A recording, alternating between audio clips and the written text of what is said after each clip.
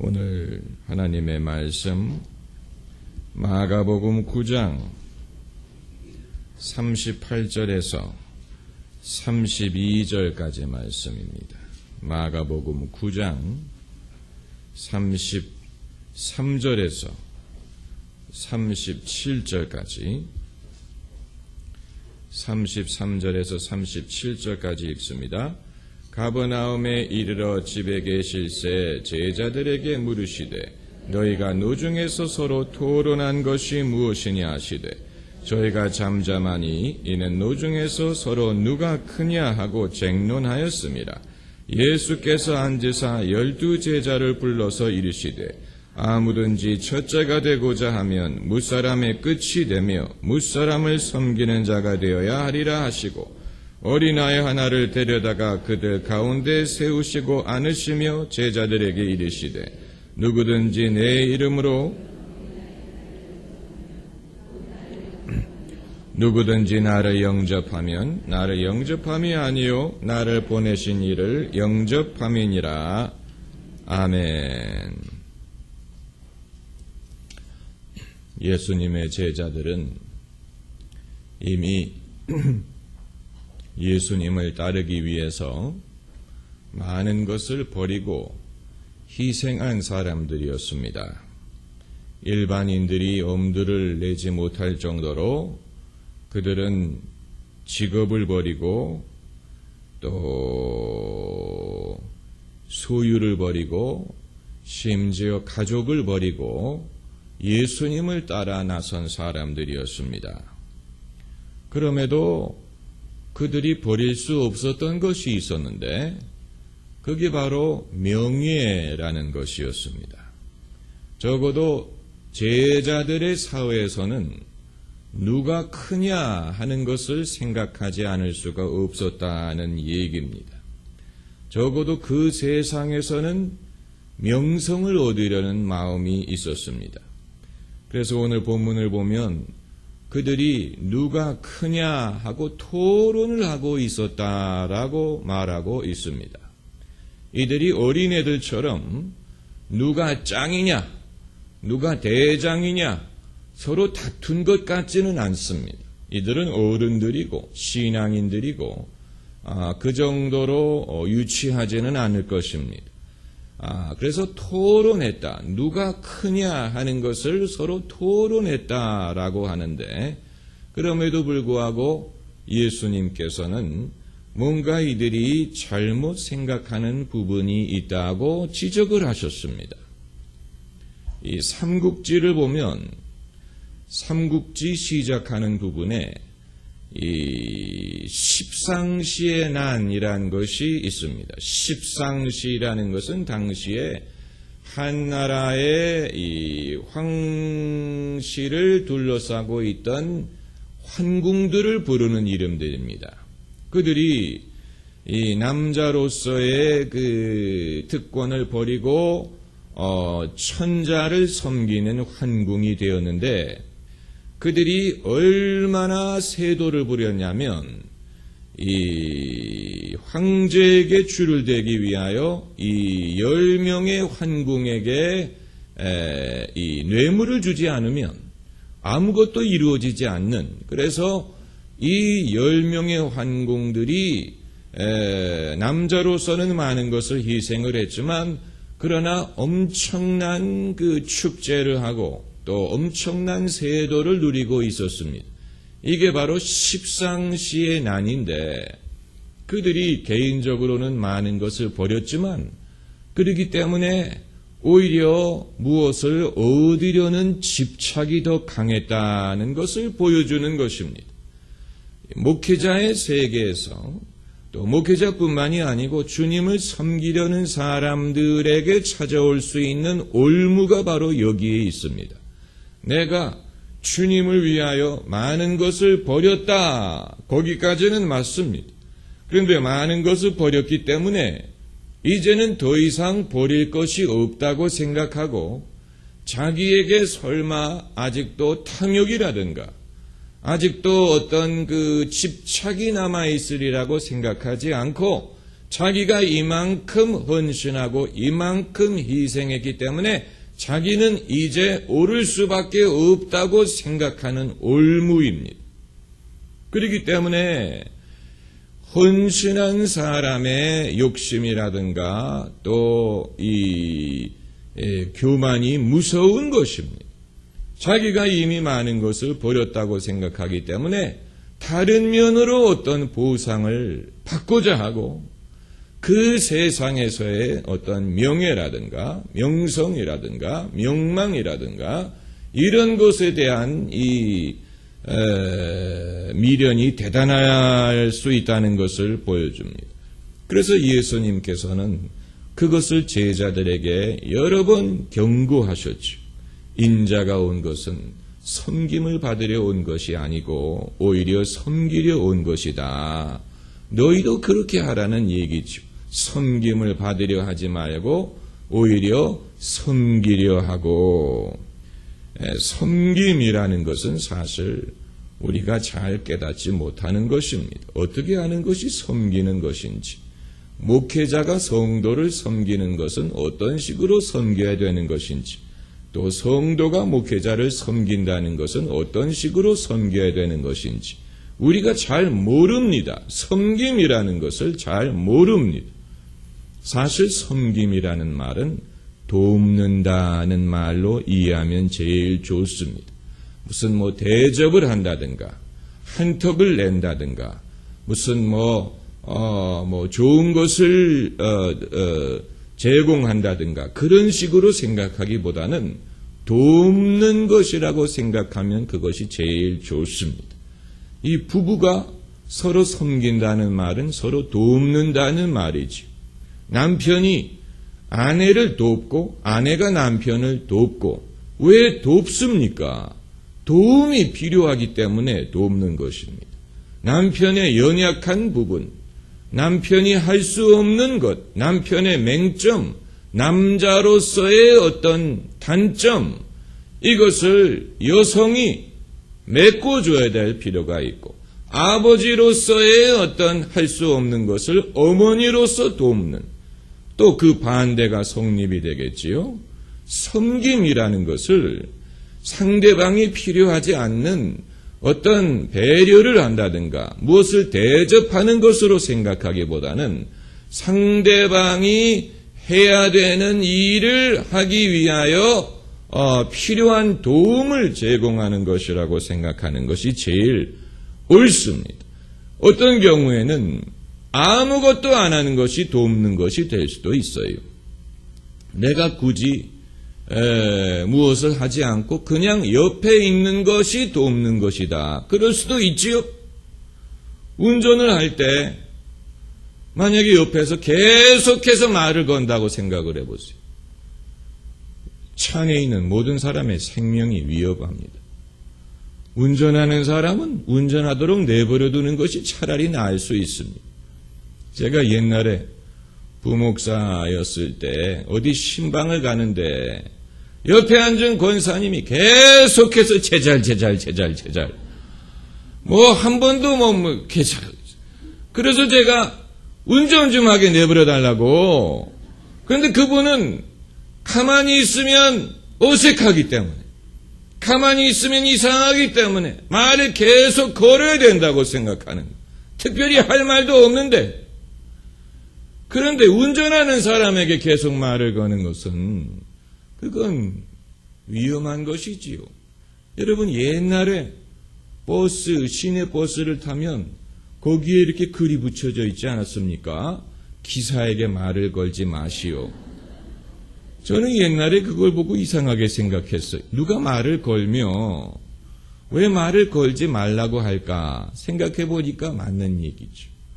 운전할 때 저는 하나의 예로 말씀드리는, 말을 걸지 말라는 의미로 말씀드리는 게 아니고, 돕는다는 것은 상대방을 배려하는 것이고 상대방 중심으로 생각하는 것입니다. 그런데 우리는 섬기는 것을 내 중심으로 생각할 때가 많아요. 그래서 내가 이만큼 배려를 해드리는데 왜 저 사람이 그것을 고마워하지 않을까? 이건 누구를 위한 섬김입니까? 그렇잖아요. 내가 이만큼 배려를 하고 내가 이만큼 신경을 쓴다면 상대방이 알아줘야 되지 않을까? 그건 사실 나를 위한 것이고 나를 알아달라고 하는 것이지 정말로 상대방을 섬기는 것은 아닙니다. 섬김이라는 것은 이 소금처럼 녹아버리는 것이고 맛을 내는 것이고 그리고 나서는 소금의 존재는 더 이상 보이지 않는 것이지요. 이처럼 조용히 섬기고 또 상대방을 돕는 섬김이 정말로 필요한 것인데 사실 그것은 우리가 경험해 보지 않으면 잘 알 수가 없습니다. 축구 경기할 때 옛날에는 어시스트라고 불렀는데 요즘에는 도움이라는 말을 쓰지요. 그건 뭐냐면 내 팀의 다른 선수가 골을 넣을 수 있도록 그에게 공을 전달해 주는 것을 말합니다. 옛날에는 그걸 어시스트라고 불렀습니다. 지금은 도움이라고 부릅니다. 그런데 결정적으로 누가 골을 넣느냐 했을 때는 골을 넣은 선수의 이름이 드러납니다. 아무개가 골을 넣었다. 그러나 그 선수가 골을 넣도록 공을 패스한 사람의 역할도 굉장히 중요한 것입니다. 그 사람이 공을 패스해 주지 않았더라면 아무리 날고 기어도 골을 넣을 수 없었을 것이지요. 그러나 도운 사람은 그만큼 영광을 누리지 못합니다. 이 사람들의 초점은 누가 골을 넣느냐에 맞춰져 있습니다. 그렇더라도 도우려는 사람은 내 역할은 여기까지다라고 생각을 해야지 그러지 않고 내가 이만큼 도왔는데 왜 나는 알아주지 않느냐. 그렇다면 자기가 골을 넣던가. 그러나 자기는 골을 넣을 수 있는 위치에 있지 않았고 다른 선수가 골을 넣을 수 있는 이 결정적인 그런 위치에 있었기 때문에 자기 팀을 위한 것이라면 자기 팀이 이기는 것을 목적으로 하는 것이라면 누가 골을 넣든지 간에 누가 명성을 얻든지 간에 내가 도와서 우리 팀이 이길 수 있다면 그렇다면 나는 내 역할을 잘한 것이다. 이런 식으로 생각을 하는 것이 그것이 팀 플레이의 원칙이죠. 팀 플레이. 하나님 나라도 사실은 팀 플레이입니다. 성경이 교회를 예수 그리스도의 지체, 몸으로 비교하는 것은 그런 역할을 강조하는 것입니다. 사람의 몸이 드러나는 부분이 있고 또 손이라든가 얼굴이라든가 남의 눈에 뜨이는 부분이 있지만 그러나 교회가 모든 사람이 남의 눈에 뜨이고 남의 눈에 드러나는 것은 아닙니다. 숨어서 섬기는 여러분 대표 기도하실 때 자주 사용하는 표현이 숨어서 섬기는 사람. 그런데 정말로 숨어서 섬기는 사람을 찾기는 그렇게 쉽지 않습니다. 정말로 숨어서 섬기려는 사람은 자기를 드러내려는 그런 욕심을 먼저 버려야 됩니다. 내가 드러나는 것은 중요하지 않다. 내가 드러나는 것은 필요 없다. 이 일을 통해서 교회가 덕을 입고 또 하나님의 나라의 일이 확장이 되면 그것으로 나에게는 족하다. 우리가 이런 마음을 사실 품어야 이 지체가 지체의 역할을 할 수가 있게 되는 것이고 그리고 누가 골을 넣느냐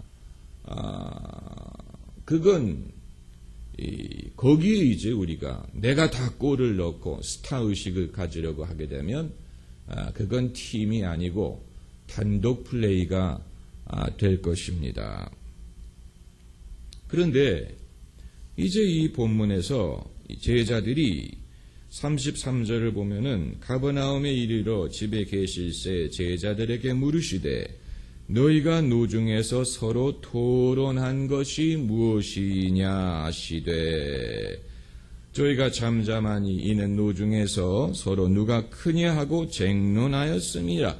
쟁론이란 말을 보면은 내가 1등이야, 내가 으뜸이야, 내가 먼저였어, 이런 식으로 서로 애들처럼 싸우는 것이라고 생각이 되겠지만, 예수님이 사용하신 단어는 쟁론이 아니고 토론이에요.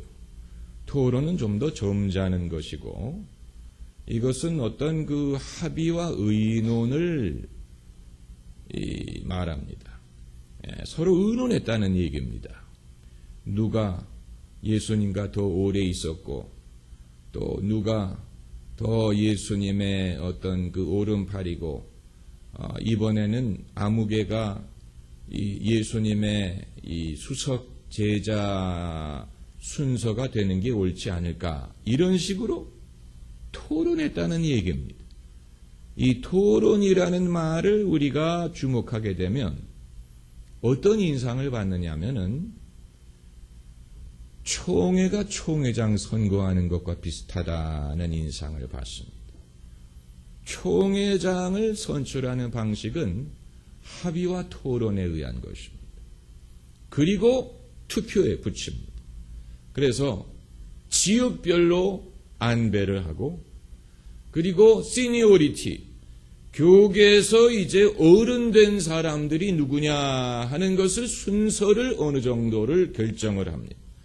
지난번에는 영남 출신의 목사님이 총회장이 됐기 때문에 이번에는 호남 쪽에 순서를 둬야 되고, 그 다음에는 충청 이런 식으로 어떤 그 정치적인 고려가 없을 수가 없습니다. 그런데 이런 식으로 누가 으뜸이 될 것인가를 결정하는 것도 어떻게 보면 예수님이 본문에서 불편하고 언짢게 생각하시는 방식이었다고 볼 수가 있는 것입니다. 예수님은 그 철학 자체를 별로 좋지 않게 생각을 하셨던 것 같습니다. 그래서 12 제자를 불러 이르시되 아무든지 첫째가 되고자 하면 무사람의 끝이 되며 무사람을 섬기는 자가 되어야 하리라 하시고, 예수님은 구체적인 방법을 제시하지는 않았지만 이것을 하나의 교훈으로 삼고 넘어가셨던 것 같습니다. 그런데 실제로 사도행전을 보면 교회를 세우는 일과 복음의 진리를 확증하는 일에 있어서 주님이 주시는 권세를 갖고 있는 사람들은 분명히 있었지만, 누가 대장이었나, 누가 넘버원이었나, 누가 이 지도자였느냐 하는 것은 분명치 않습니다. 그 이유는 예수님은 그런 식의 어떤 위계 질서를 만들어 놓지 않았기 때문에 그렇습니다. 이 사도행전을 보면 필요에 따라서 사도들과 장로들이 모였습니다. 그래서 어떤 문제가 있을 때 주님이 주시는 지혜와 뜻대로 그 문제를 해결했습니다. 그때는 분명한 어떤 지도력을 가진 사람들이 있었습니다. 예루살렘 교회의 수장은 야고보였고, 또 유대인의 사도로서의 수장은 베드로였고, 또 이방인의 사도로서의 대표자는 바울이었습니다. 그러나 그렇다고 해서 그들이 상설기관이 돼가지고 늘 무슨 교황이라든가 무슨 감독이라든가 어떤 총회장처럼 늘 교회들 위에 군림했다고 보지 않습니다. 그들은 필요에 따라서 모였고 필요에 따라서 주님이 주시는 권세를 행사했지만 그것이 상설 제도는 아니었습니다. 그래서 필요가 충족이 되면 흩어졌습니다. 그런 모습을 우리가 볼 수가 있습니다. 그러니까 늘 목에 힘을 주고 다니면서 나는 뭐 사도다, 나는 뭐 지도자다, 이런 식으로 하지 않았다는 얘기입니다. 물론 우리가 그 자리에 있었지 않았기 때문에 다 알 수 있는 것은 아니지만, 예수님께서는 당신의 후계자를 지명하지 않으셨습니다. 이거 뭐 당연한 얘기지만 이게 얼마나 의미심장한지 모릅니다. 예수님처럼 당신이 모든 것을 이루셨으면서도 인류의 구원에 있어서 필요한 모든 것을 당신이 이루셨으면서도 이후의 일을 제자들에게 일임하신 분이 없어요. 이 역설적인 것입니다. 우리의 구원에 필요한 모든 것을 예수님이 다 이루셨습니다. 십자가상에서 운명하실 때 다 이루었도다 라고 말씀하셨습니다. 예수님이 이루신 일에다가 어느 누구도 추가할 수 있는 것은 아무것도 없습니다. 예수님이 모든 죄의 대가를 지불하셨습니다. 우리의 구원을 이루셨습니다. 그렇지만 교회를 세우는 일이라든가 복음을 세상에 전하는 일이라든가 이방인들에게 복음을 전하는 일이라든가 이런 모든 것은 예수님이 일체 제자들에게 일임하셨어요. 제자들에 의해서 교회가 세워졌어요. 제자들에 의해서 복음이 전파됐어요. 제자들에 의해서 이방인들에게 복음이 전파됐습니다. 예수님은 떠나가시고 성령을 보내셔서 이 일을 이루셨습니다. 그러니까 역설적이죠. 예수님은 우리의 구원에 있어서 우리가 추가할 수 없도록 당신이 모든 것을 이루셨지만 동시에 제자들에게 모든 사역을 일임하고 떠나가셨으니까. 그런데 그럼에도 예수님은 후계자를 임명하지 않으셨습니다. 베드로는 예수님의 후계자가 아니었습니다. 또 11 제자는 그들의 역할이 중요했지만 절대적인 위치가 아니고 이후에 얼마든지 다른 사람들이 합류할 수 있는 그런 제도였습니다. 그 대표적인 인물이 사도 바울입니다. 사도 바울은 원래 12명 중에 한 사람이 아니었는데 원래 12명 중에 끼지 않은 사람이 이후에 들어와서 오히려 더 중요한 역할을 담당하게 되니까 아마 오리지널 11명은 좀 섭섭하게 생각할 수 있습니다. 예? 우리는 그러니까 뭐 굴러온 돌이 뭐 돌을 뭐 어떻게 한다고 이 사도 바울은 굴러온 돌인데 우리가 오리지널이라는 우리 베드로를 위시한 11명이 오리지널. 우리는 처음부터 예수님과 함께 있었고 처음 예수님과 만찬을 이 성만찬을 나누었고 예수님이 부활하신 다음에 우리에게 나타나셨고 우리에게 땅끝까지 갈 것을 명하셨고 베드로에게 나를 사랑하느냐라고 물어보셨고 그리고 우리는 처음 성령 받았던 그 120명 중에 하나였고 이 오순절날 처음 교회가 세워졌을 때 우리가 그 자리에 있었다. 우리와 같은 그런 그 경륜과 경험을 가진 사람들이 없다. 그런데 우리 중에 없었던 다른 사람들이 하나님이 그들을 쓰시는데 원래 사람들에게도 주지 않았던 더 크고 더 놀라운 일들을 그들을 통해서 이루시는 것을 보는 것입니다. 그러니까 그 원래 제자들의 텃세가 아무리 이들이 하나님께 헌신한 사람이었지만 그래도 인간인데 텃세가 없을 수 없지요. 당신이 뭔데?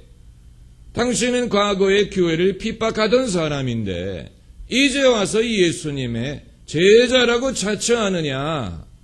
못마땅하게 생각할 수 있지만, 그러나 주님은 바울뿐만이 아니고 바나바든 이후에 계속해서 당신이 쓰실 인물들을 사방에서 부르시고 그들을 통해서 놀라운 일을 계속해서 하신 것입니다.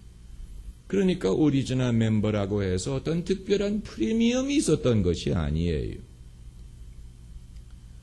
오늘 본문에서 예수님은 그것을 염두에 두셨다고 생각이 됩니다.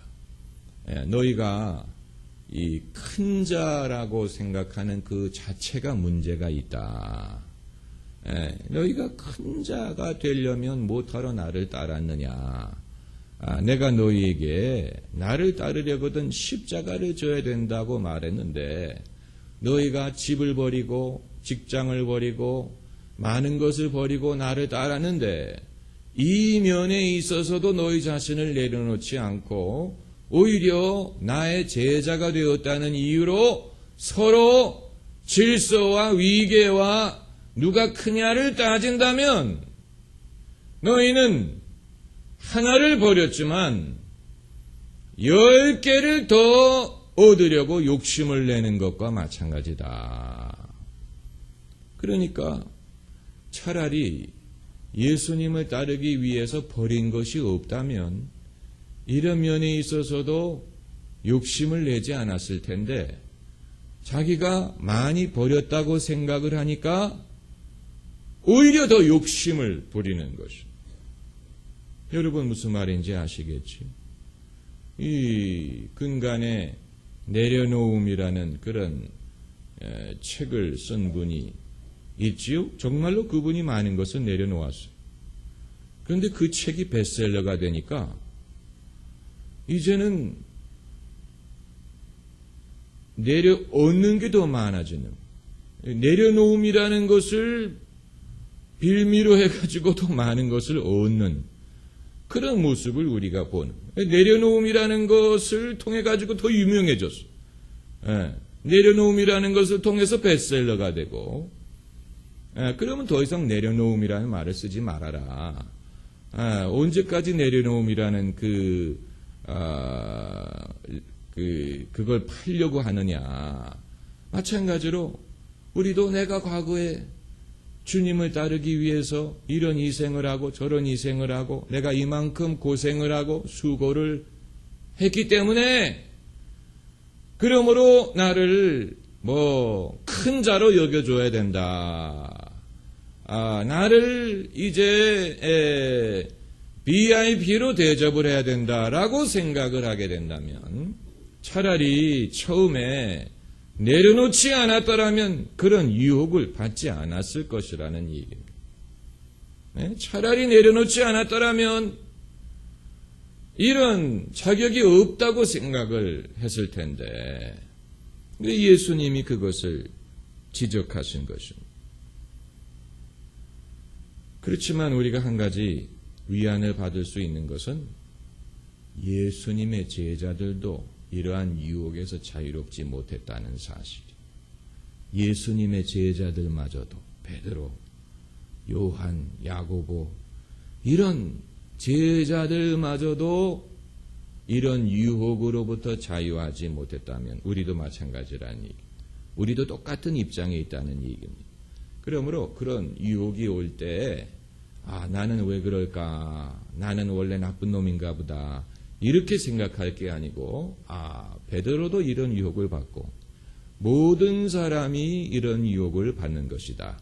세상의 형제들이 동일한 고난을 당한다고 했다.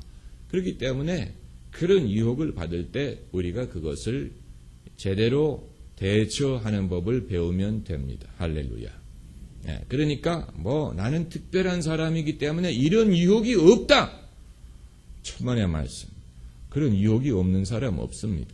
어느 누구도 그만큼 특별하지 않습니다. 모든 사람에게 이런 유혹이 옵니다. 하나를 버리면 다른 데서 이 보상을 받으려는 그런 마음이 옵니다. 예수님은 그 사실을 알고 계셨습니다. 그래서 이 교훈적인 말씀으로 마무리를 하시는데 아무든지 첫째가 되고자 하면 무사람의 끝이 되며 무사람을 섬기는 자가 되어야 하리라. 이 섬기려는 그 초심으로 돌아가면 신앙생활을 하다가 겪는 어떤 그 시험, 교회 생활을 하다가 경험하는 섭섭함. 한 가지 우리가 세상에서는 섭섭함을 경험할 수 있어요. 가정에서 섭섭함을 경험할 수 있어요. 그런데 만일 교회에서 섭섭함을 경험하신다면 그건 섭섭할 만한 여지가 마음속에 남아있기 때문인 것입니다. 그건 나의 잘못입니다. 내가 섭섭하게 느낀다면 그건 내 잘못입니다. 나를 섭섭하게 만드는 사람도 잘못을 했겠지만 내 마음속에 섭섭함을 탈 만한 여지가 있었기 때문에 섭섭한 것입니다. 그 여지가 없으면 섭섭할 이유가 없습니다. 섭섭함을 탈 만한 여지가 있기 때문에 섭섭한 것입니다. 그렇기 때문에 제일 비참한 것은 신앙생활을 하고 섬기는 일을 하다가 섭섭함을 타는 것입니다. 그것처럼 손해가 없습니다. 그러려면 왜 애초부터 헌신의 길을 가려고 합니까? 그렇죠? 헌신. 주님을 위해서 내가 내 삶을 드린다는 말은 섭섭함을 느낄 자격조차도 반납한다는 뜻입니다. 그래서 내가 밖에서 일을 하루 종일 하고 들어왔는데 주인이 수고했다. 앉아서 식사해라 라고 말하는 게 아니고 서서 내가 식사를 마칠 때까지 서 있다가 그리고 네 식사를 해라 이렇게 말씀하신다고 하셨어요. 하루 종일 일하고 그리고 들어왔는데 주인이 수고했다고 어서 와서 같이 먹자 이럴 줄 알았는데 그게 아니고 서서 내가 먼저 식사를 마칠 때까지 섬기고 그리고 식사를 하라. 그러니까 이런 어떤 그 일반적인 생각을 하는 사람은 섭섭하기 이를 데가 없죠. 내가 하루 종일 주인을 위해서 섬겼는데. 그러나 종이라면 끝까지 종의 마음을 갖지 않으면 섬기다가 섭섭함을, 섬기다가 시험이 되는. 아예 애초부터 섬기지 않았다면 그런 일도 생기지 않습니다. 섬기려다가 이 시험을 당하는 것처럼 손해가 없습니다. 그러려면 그냥 차라리 처음부터 가서 놀았으면 괜찮았을 거예요. 차라리 가서 놀았으면 일도 안 했을 거예요. 섭섭한 일도 없었을 거예요. 이 손해가 이를 말할 데가 없죠. 여러분, 우리가 들어선 이 길은 원래 방식대로 지속하지 않으면 손해가 많은 길입니다. 원래 우리가 애초에 감당하던 그 애초에 각오했던 그 방식대로 지속해서 가야 됩니다. 천성을 향해 가는 성도들아, 앞길의 장애를 두려워 말아라. 끝까지 가야 돼. 천성을 향하여. 그리고 끝까지 가면 그때 이제 주님이 우리에게 상급을 베푸십니다. 할렐루야. 기도하십시다.